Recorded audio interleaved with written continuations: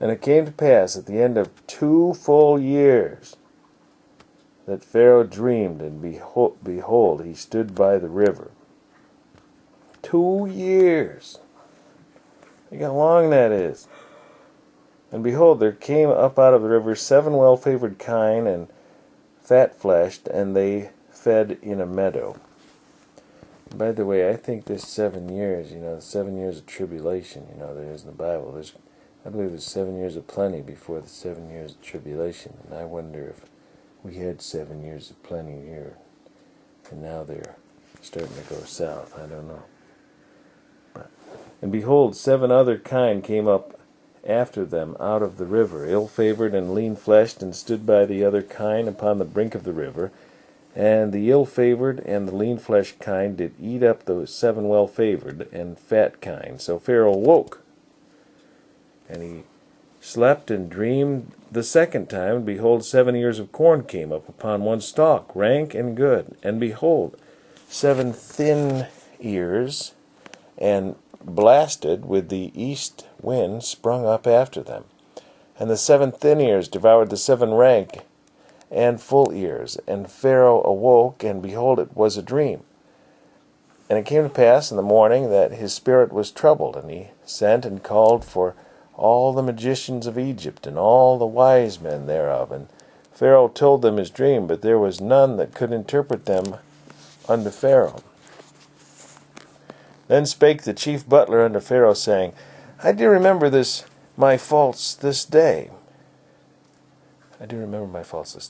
Pharaoh was wroth with his servant, and put me in ward in the captain of the guard's house, both me and the chief baker. And we dreamed a dream in one night, and I and he, we dreamed each man according to the interpretation of his dream. And there was there with us a young man, a Hebrew, servant to the captain of the guard, and we told him, and he interpreted to us our dreams. To each man according to his dream did he interpret. And it came to pass, as he interpreted to us, so it was. Me he restored unto mine office, and him he hanged. Then Pharaoh sent and called Joseph, and they brought him hastily out of the dungeon. And he shaved himself, and changed his raiment, and came in unto Pharaoh. And Pharaoh said unto Joseph, I have dreamed a dream, and there is none that can interpret it. And I have heard say of thee that thou canst understand a dream to interpret it. And Joseph answered Pharaoh, saying, It is not in me. God shall give Pharaoh an answer of peace. So Joseph still give credit to God.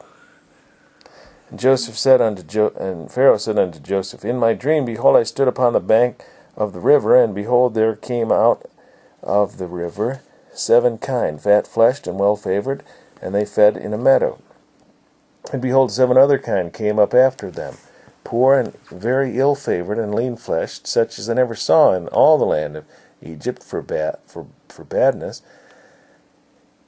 And the lean and the ill-favored kine did eat up the first 7 fat kine. And when they had eaten them up, it could not be known that they had eaten them, but they were still ill-favored, as at the beginning. So I awoke. And I saw in my dream, and behold, 7 ears came up in one stalk, full and good. And behold, 7 ears withered, thin, and blasted, with the east wind sprung up after them. And the thin ears devoured the 7 good ears. And I told this unto the magicians, but there was none that could declare it to me. And Joseph said unto Pharaoh, The dream of Pharaoh is one. God hath shown Pharaoh what he is about to do. The 7 good kine are 7 years. The 7 good ears are 7 years. The dream is one. And the 7 thin and ill-favored kine that came up after them are 7 years, and the 7 empty ears blasted with the east wind shall be 7 years of famine.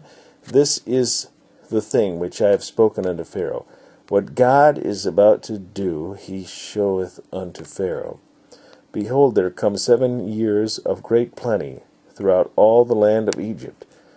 And there shall arise after them 7 years of famine, and all the plenty shall be forgotten in the land of Egypt, and the famine shall consume the land. And the plenty shall not be known in the land by reason of the famine following, for it shall be very grievous. A grievous famine, once again, when you talk about Egypt. And for that the dream was doubled unto Pharaoh twice, it is because the thing is established by God, and God will shortly bring it to pass. Now therefore let Pharaoh look out a man discreet and wise, and set him over the land of Egypt.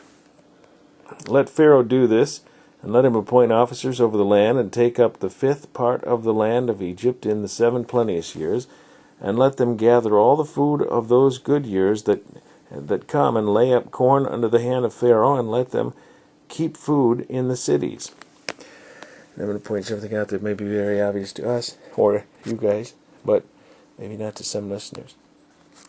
That this is why Egypt has all the big pyramids and stuff, and was very prosperous, because of the Jewish nation that God promised blessing upon it.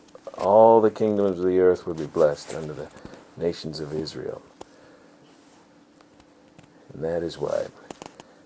And it was because of God's blessing upon them and their fruitfulness and multiplying, that the Egyptians took advantage of the Jews, and that's where their pyramids came from and everything. And that is also the reason for their destruction, because they mistreated the Jews. And that food shall be for store in the land against the 7 years of famine, which shall be in the land of Egypt, that the land perish not through the famine. And the thing was good in the eyes of Pharaoh, and in the eyes of all his servants. And Pharaoh said unto his servants, Can we find such an one as this? Such an one as this is, a man in whom the Spirit of God is? And Pharaoh said unto Joseph, Forasmuch as God hath shown thee all this, there is none so discreet and wise as thou art. Thou shalt be over my house, and according unto thy word shall all my people be ruled. Only in the throne will I be greater than thou. And Pharaoh said unto Joseph, See, I have set thee over all the land of Egypt. And Pharaoh took off his ring from his hand, and put it upon Joseph's hand, and arrayed him in a vesture of fine linen, and put a gold chain about his neck. And he made him to ride in the 2nd chariot which he had. And they cried before him, Bow the knee! And he made him ruler over all the land of Egypt. And Pharaoh said unto Joseph, I am Pharaoh, and without thee shall no man lift up his hand or foot in all the land of Egypt. And Pharaoh called Joseph's name Zaphnath Paneah, and he gave him to wife Asenath, the daughter of Potiphar, priest of On. And Joseph went out over all the land of Egypt, and Joseph was 30 years old when he stood before Pharaoh, king of Egypt. And Joseph went out from the presence of Pharaoh, and went throughout all the land of Egypt. And in the 7 plenteous years, the earth brought forth by handfuls. And he gathered up all the food of the 7 years which were in the land of Egypt, and laid them up the food in the cities, and laid up the food in the cities, and the food of the fields which was round about every city laid he up in the same. And Joseph gathered corn as the sand of the sea very much, until he had left numbering, for it was without number. And unto Joseph were born 2 sons before the years of famine came, which Asenath, the daughter of Potiphar, priest of On, bare unto him. And Joseph called the name of the first Manasseh, for God, said he, hath made me forget all my toil and all my father's house. And the name of the second called he Ephraim, for God hath called me to be fruitful in the land of my affliction. See, he uses good names for his kids. And the 7 years of plenteousness that was in the land of Egypt were ended, and the 7 years of dearth began to come, according as Joseph had said. And the dearth was in all the land, but in the land of Egypt there was bread. And when all the land of Egypt was famished, the people cried to Pharaoh for bread. And Pharaoh said unto all the Egyptians, Go unto Joseph, that what he saith unto you do. And the famine was over all the face of the earth, and Joseph opened all the storehouses and sold unto the Egyptians, and the famine was waxed sore in the land of Egypt, and all countries came into Egypt to Joseph for to buy corn, because that the famine was so sore in all the land, in all lands. Wow. Can you imagine how much of plenty it must have been if only 1/7 of all the crops was able to feed all those people?